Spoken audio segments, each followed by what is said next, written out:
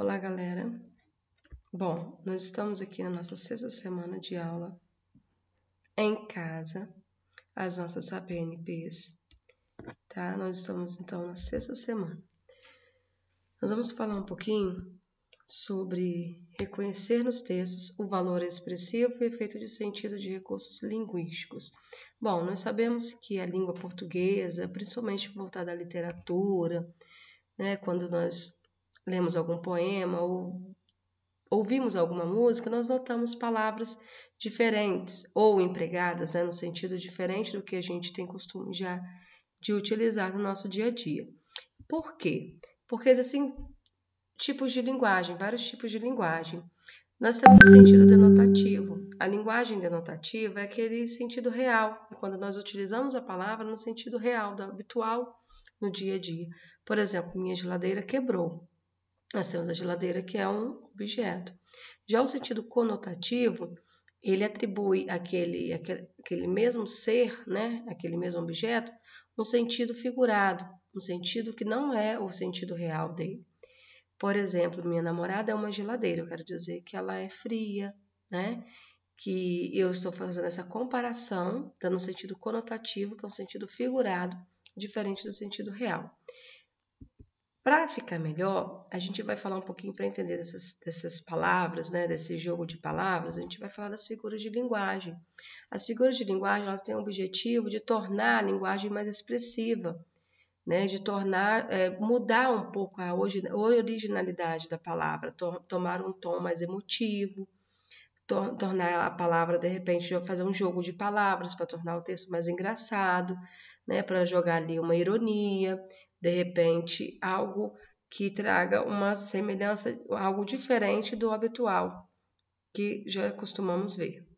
Então, vamos falar rapidinho sobre, por exemplo, o pleonasmo. Pleonasmo, a gente às vezes fica irritado quando ouve alguém dizer, né? Vou subir para cima, eu vou subir lá em cima, vou descer lá embaixo. O pleonasmo é uma repetição de ideias. Ele tem, então, a intenção de repetir uma ideia já suposta anteriormente. Por exemplo, vi com os meus próprios olhos. Se eu vi, é claro que é com os meus próprios olhos. Aqui nós temos a metáfora. A metáfora, ela emprega as palavras com o significado de uma outra em vista da relação que elas oferecem, né? Nós vemos na figurinha aí um menininho cheio, uma criança com pneus, né? Fazendo essa propaganda do pneu. Então, o outro exemplo seria: minha boca é um túmulo.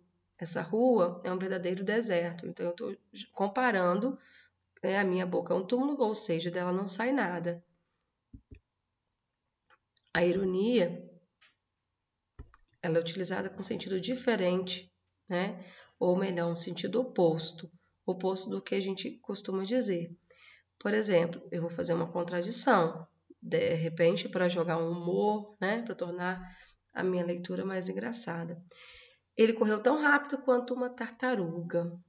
Será que realmente ele correu muito, né? Ele estudou tanto que tirou 0 na prova. Quer dizer, estou sendo irônica com essa fala, né? Outra figura muito utilizada é a prosopopeia, ou a gente pode chamar também de personificação. É quando nós atribuímos características de seres humanos a seres imaginários, a animais, né, ou algum fenômeno da natureza. Quando nós dizemos, por exemplo, as flores estão dançando ao vento, ou essa geladeira já está cansada de trabalhar. Ou seja, nós usamos palavras, né, no sentido diferente, usando características a seres reais, dando características a seres inanimados, a seres que não existem. Então, uma outra que eu gosto muito é a hipérbole. A hipérbole, ela tem a intenção de provocar um exagero, né? Por exemplo, quase morri de estudar. Tentei falar com ela bilhões de vezes durante a semana, tipo assim, corri, andei séculos para te encontrar, ou seja, né? Chorei rios de lágrimas, a pessoa coloca ali um exagero com a intenção de convencer, talvez, né, do que eu quero na minha leitura, na minha música, para provocar, né, algo mais engraçado. Bom, outra figura é o eufemismo. O eufemismo ela consiste na troca de termos ou expressões que possam ofender alguém por outras mais suaves. Por exemplo, se eu disser, né, você é desprovido de beleza, o que eu quero dizer com isso? Que a pessoa é feia, né? Talvez para não dizer assim, eu digo dessa outra forma. Entregou a alma a Deus, ou seja, eu digo que a pessoa morreu. Ou, fulano bateu as botas. Quer dizer também que a pessoa morreu. Para suavizar a notícia, a gente pode utilizar esses outros termos, né?